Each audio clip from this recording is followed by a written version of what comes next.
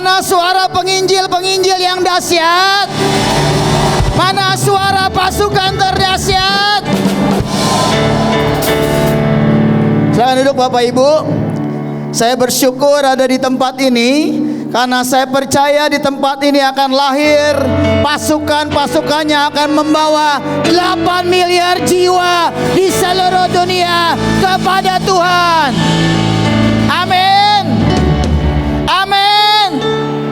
Bapak Ibu silakan duduk. Bapak Ibu kalau mau berdiri, nanti berdirinya pas makan siang.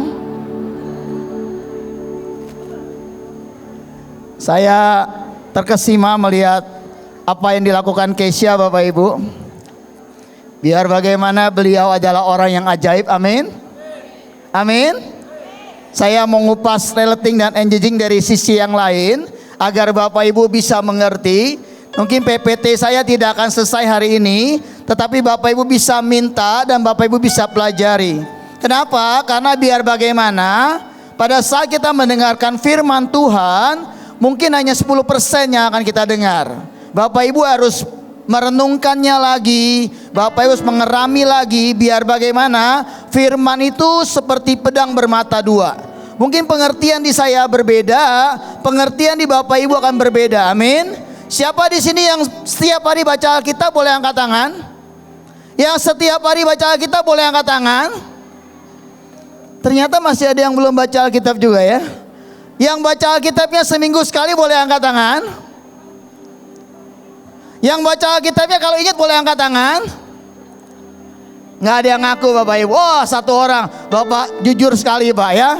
Saya mau berkata buat Bapak Ibu, ada firman yang berkata di doa Bapa kami, berikanlah kami rejeki untuk 5 tahun. Betul? Betul Bapak Ibu? Salah ya? Firmannya apa sih Pak? Berikanlah rezeki pada kami pada hari. Apakah gara-gara itu Tuhan kita miskin? Tuhan kita tidak pernah miskin Bapak Ibu. Tuhan kita adalah Tuhan yang mempunyai segala-galanya. Amin. Kenapa beliau berbicara berikan berkat pada hari ini? Semata-mata karena beliau selalu kangen sama kita. Semata-mata karena beliau ingin melihat anak-anaknya. Saya sebentar lagi punya cucu. Tadi pada saat saya sedang makan, mendadak ada teman saya ngomong seperti ini. Nanti sebentar lagi Pastor akan jadi opa katanya. Nanti yang ngurusin anaknya saya cucu siapa? Pasti opa dan omanya. Bapak Ibu saya mau berkata buat Bapak Ibu pada saat Bapak Ibu punya anak. Pada saat Bapak Ibu mungkin anak Bapak Ibu meninggalkan Bapak Ibu untuk pelayanan. Pasti Bapak Ibu merindukan pada saat dia datangi kamar Bapak Ibu. Dia Bapak Ibu pasti merindukan pada saat dia berkata, "Ma, Pa, saya lapar." Demikian pula dengan Tuhan kita. Itulah kerinduan Tuhan buat setiap kita pribadi lepas pribadi. Relating bicara tentang, mari boleh PPT saya akan menjelaskan sedikit dari relating dan engaging. Artinya biasanya digunakan saat seseorang merasa pengalaman orang lain sama dengannya.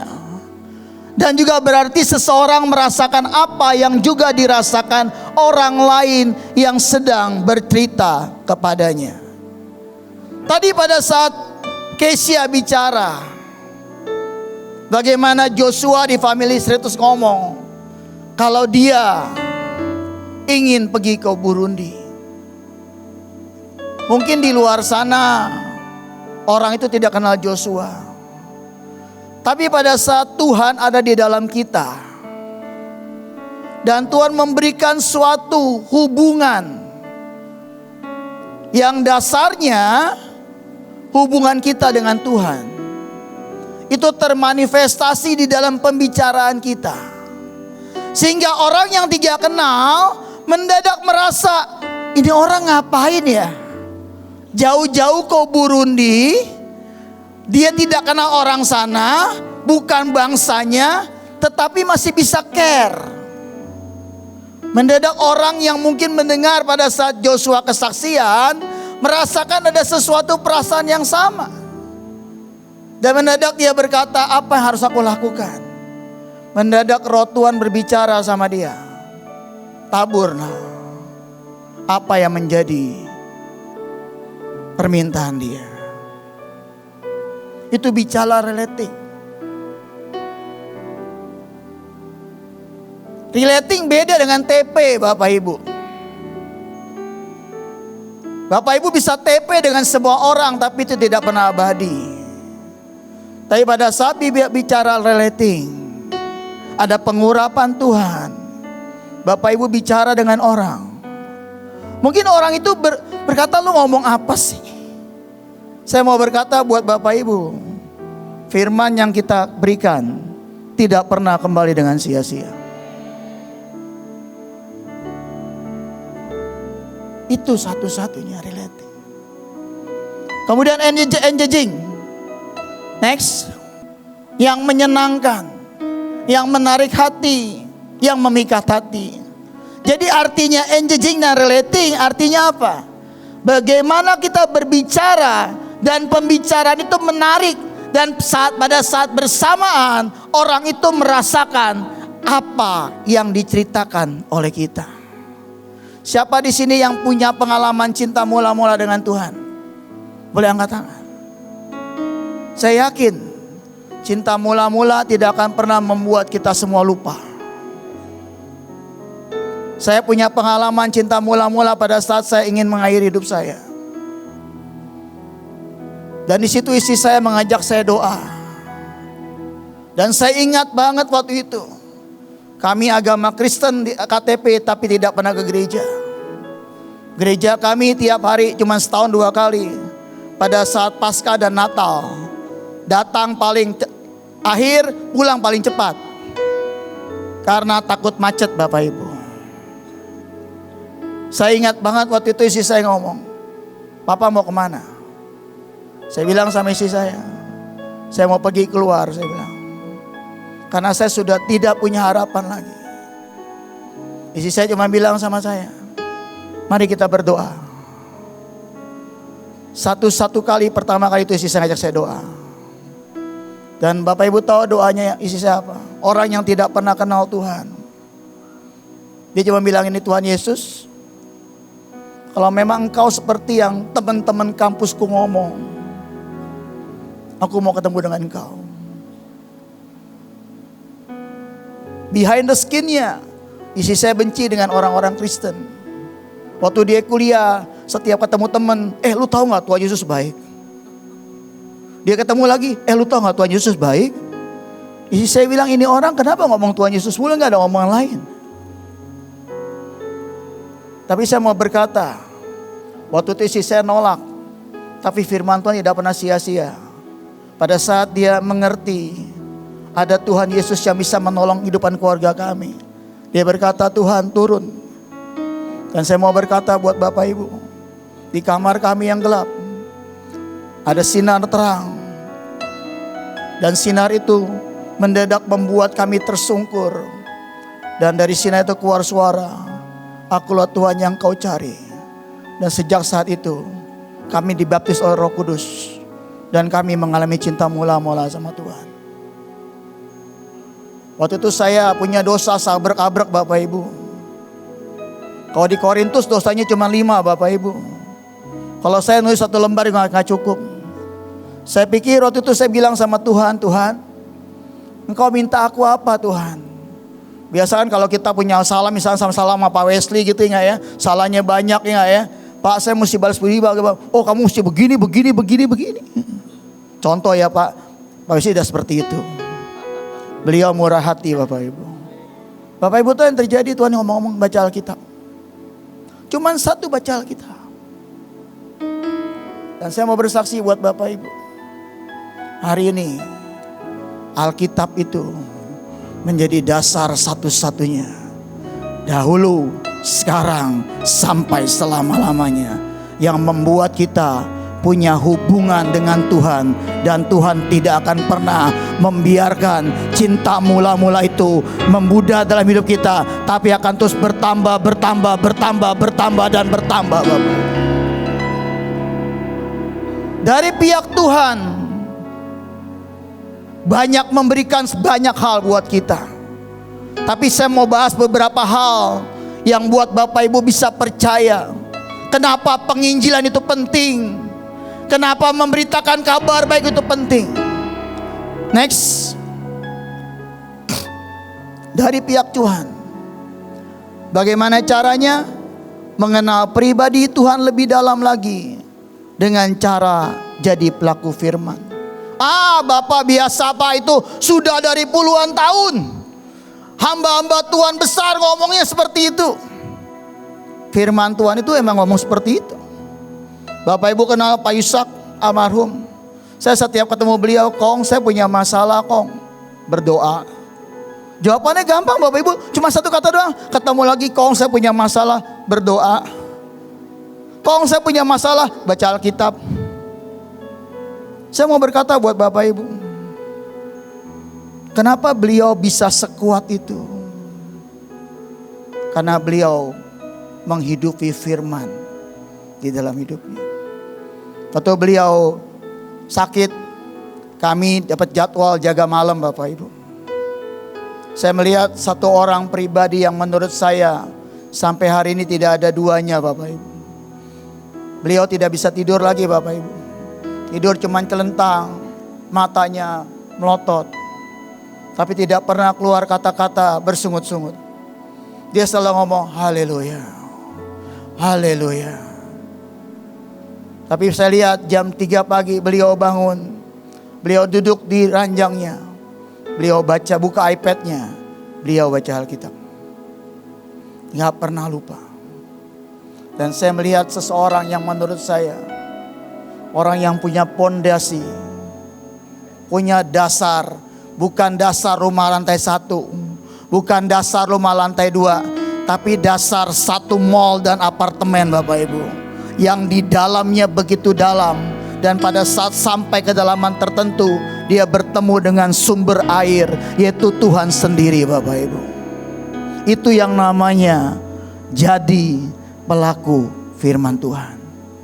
Yang kedua dikatakan, belajar tahu kerinduannya setiap waktu, caranya setiap hari. Renungkan ayat tersebut. Jadi Bapak Ibu punya tugas. Ini sudah tanggal 3 ya. Jadi Bapak Ibu mesti dari tanggal 1, Bapak Ibu setiap saat teduh pagi minta ayat 1 aja sama Tuhan. 1 ayat aja, gak usah banyak-banyak. Saya gak nyuruh Bapak Ibu baca 20 pasal. 1 ayat aja. Kita kan dikasih buku ini kan? Betul kan? Tulis tanggal 1 Januari, misal ayatnya Matius 6:33. Carilah dahulu kerajaan Allah dan kebenarannya, maka semuanya akan ditambahkan kepadamu. Tanggal 1 jalan Tuhan, artinya apa itu Tuhan ya? Artinya apa ya Tuhan? Mungkin hari pertama Bapak Ibu tidak ngerasa apa-apa. Hari kedua pada saat teduh baca dan firman lagi, Roma 8:28. Tulis. Renungkan lagi hari kedua. Sampai nanti akhir tahun 365 hari. Bapak Ibu punya 365 ayat. Saya belajar, saya percaya, saya garanti dari Tuhan, Bapak Ibu akan jadi ciptaan Tuhan yang lebih dahsyat Bapak Ibu. Karena firman Tuhan itu akan tertanam day by day Bapak Ibu. Amin. Mau melakukannya? Nanti kalau kita ketemu lagi di mana-mana ya, Pastor, saya sudah berhasil lupa setiap hari dapat 1 ayat. Apa hasilnya? Saya sudah bawa jiwa Pak, 1 kampung diselamatkan Pak. Amin. Pastor, kamu anak muda usia berapa? 17 tahun. Nanti ketemu saya pada saat umur 20. Kamu suku apa? Kamu dari Jawa ya, Jawa Tengah, Timur? Jawa Tengah. Pastor, saya Marcelino Pak. Waktu tahun 2025 kemarin ketemu Bapak di retret, saya sudah belajar sudah setiap hari Pak tulis ayat. Bapak tahu Pak, 1 kota tempat lahir saya Pak, semuanya menyembah Tuhan. Amin. Bapak Ibu tidak exciting sama Tuhan ya Bapak Ibu ya. Saya mau berkata buat Bapak Ibu, milikilah mimpi yang besar bersama Tuhan. Amin. Setiap hari berkata, Tuhan apa lagi? Tuhan apa lagi? Amin. Next. Dasarnya dari pihak Tuhan Bapak Ibu. Bapak Ibu, Yohanes 3:16, saya percaya Bapak Ibu mengerti. Karena begitu besar kasih Allah akan dunia ini, sehingga Ia telah mengaruniakan anak yang tunggal, supaya setiap orang yang percaya kepadanya tidak binasa, melainkan beroleh hidup yang kekal. Jadi Bapak Ibu, saya mau berkata buat Bapak Ibu, dasarnya gampang. Pada saat Bapak Ibu berkata ketemu dengan orang yang sedang kesusahan, Bapak Ibu jangan ngomong banyak-banyak tentang firman Tuhan. Bapak Ibu ceritakan pengalaman Bapak Ibu bertemu dengan Tuhan. Dan pada saat Bapak Ibu bilang, Ibu percaya? Saya ingat Bapak Ibu ya, saya nih sering donor darah. Saya donor darah di salah satu mall di Bekasi sini. Saya setiap bulan puasa pasti saya ditelepon, karena saudara kita kan kalau bulan puasa tidak boleh donor darah. Sedangkan darah itu diperlukan di mana-mana. Betul Bapak Ibu? Saya ditelepon sama pemimpinnya. Bapak Ibu tahu pemimpinnya saudara sebelah kita, seorang ibu-ibu Bapak Ibu. Saya setiap datang ke sana, saya selalu bilang, "Selamat siang Bu, apa kabar? Sehat ya Bu?" "Oh sehat Pak." "Alhamdulillah." Ya. Ya biasalah. Bapak Ibu tahu pada saat itu tempat lagi ramai, mendadak dia yang turun tangan mengukur tekanan darah saya sampai mengambil darah saya. Dia duduk di depan saya Bapak Ibu. Dan saya mau berkata buat Bapak Ibu, setiap waktu itu berharga buat Tuhan. Amin Bapak Ibu. Bapak Ibu tahu, saya langsung bilang, "Tuhan, aku mesti ngapain? Ini pemimpin lu Bapak." Tuhan bilang, "Dia lagi happy." Saya bilang, "Bu, Ibu lagi happy ya? Kok Bapak tahu?" Barusan Tuhan ngomong sama saya. Dia bingung lagi, "Tuhan yang mana Pak?" "Tuhan Yesus." Kemudian dia bilang, "Tuhan, dia happy kenapa?" "Dia happy tapi galau Nak." Bapak Ibu bisa bayangkan gak? Saya bilang, "Ibu lagi galau ya? Kok Bapak tahu?" Jadi Bapak, Ibu happy dan galau. "Iya, kok Bapak tahu?" Terus saya bilang, "Bu, kenapa sih Ibu happy tapi galau?" "Oh, saya happy banget Pak. Suami saya SK-nya keluar Pak. Naik jabatan Pak. Saya sebentar lagi pindah rumah Pak, rumah dinas. Mobil ganti baru Pak. Pembantu gak usah bayar Pak, dibayarin semua." Wah, saya bilang, "Selamat ya Bu." "Makasih Pak." Tapi Ibu galau kenapa? Mendadak mata dia berkaca-kaca Bapak Ibu. Dia bilang, "Bapak tahu, seminggu yang lalu teman suami saya datang, istrinya. Dia sudah naik pangkat 3 bulan yang lalu. Lebih duluan dia daripada suami saya. Tapi 3 bulan kemudian istri datang ke saya nangis-nangis." Saya bilang, "Nangis kenapa Bu?" Suruh tanda tangan surat, suaminya pengen kawin lagi. "Oh, itu Ibu galau ya?" "Saya galau." Langsung otak saya ada terang, main celok. "Bu, mau saya doain Bu. Tapi saya agama Kristen loh Bu." "Oh gak apa-apa, namanya doa." "Betul? Iya toh? Bu, saya agama." "Oh gak apa-apa. Mari kita doa Bu." "Tuhan Yesus, biarkan ibu ini Kau jagai dengan kesehatan yang prima. Amin. Kau jagai suaminya biar tidak pindah ke lain hati. Amin lebih kenceng. Amin. Kau jagai anaknya biar anaknya semua lulus kuliah. Amin. Dan yang terakhir Tuhan, biar dia bertemu dengan Kau kelolosan. Amin juga Bapak Ibu. Bukankah penginjilan itu gampang? Bukankah penginjilan itu gampang? Siapa yang bilang penginjilan susah? Tidak pernah ada yang susah bersama dengan Tuhan. Tapi kalau bersama Tuhan, kita tidak bersama Tuhan, penginjilan susah Bapak Ibu. Buktinya 50 orang bisa dibebasin kok. Ya kan, gara-gara ngasih kopi, betul? Tapi kalau istri saya ceritanya berbeda. Istri saya tidak dibebaskan Bapak Ibu. Istri saya merasakan sekolah kehidupan. Tapi saya mau bersaksi buat Bapak Ibu, apa yang Tuhan rencanakan, baik itu kelihatannya baik atau buruk, pasti ujungnya kemenangan buat setiap kita. Saya mau berkata buat Bapak Ibu, gara-gara istri saya masuk sekolah kehidupan, hari ini satu provinsi di tempat dia sekolah kehidupan, semua mengenal Yesus Kristus Tuhan. Tidak pernah ada kata kalah di mata Tuhan. Amin. Tadi Bu Kesia bilang, nonton film, kalau jagoannya pertama kali menang seru gak? Gak ada seru-serunya. Tapi pertama kali nonton film pasti jagoannya kalah. Kemudian ketemu guru yang lain, betul? Jagoannya gak pernah mati-mati Bapak Ibu. Sama seperti kita, tidak akan pernah mati karena kita punya kehidupan yang kekal bersama dengan Tuhan. Amin. Baca kita perjanjian baru, Paulus diberah, dipukul, dibebaskan penjara, nginjil lagi, sampai dia berkata, tidak pernah ada sakit penyakit dalam hidupku karena Yesus ada di dalamku. Amin. Itu dari pihak Tuhan.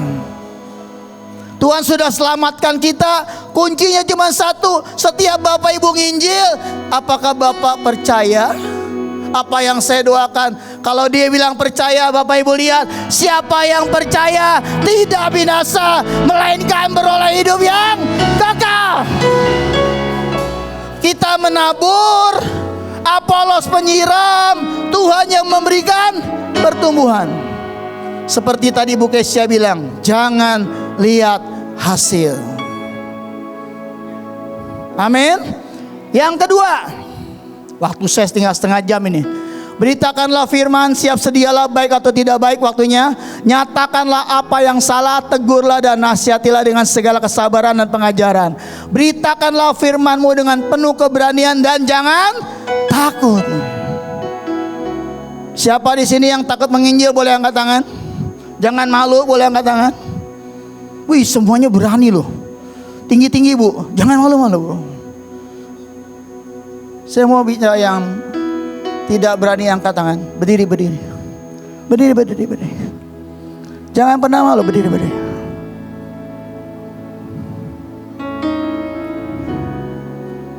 Berdiri Bapak Ibu. Saya minta nyanyi satu lagu. Deborah, bantu saya nyanyi satu lagu, Deborah. Yesus nama itu yang memikat hatiku.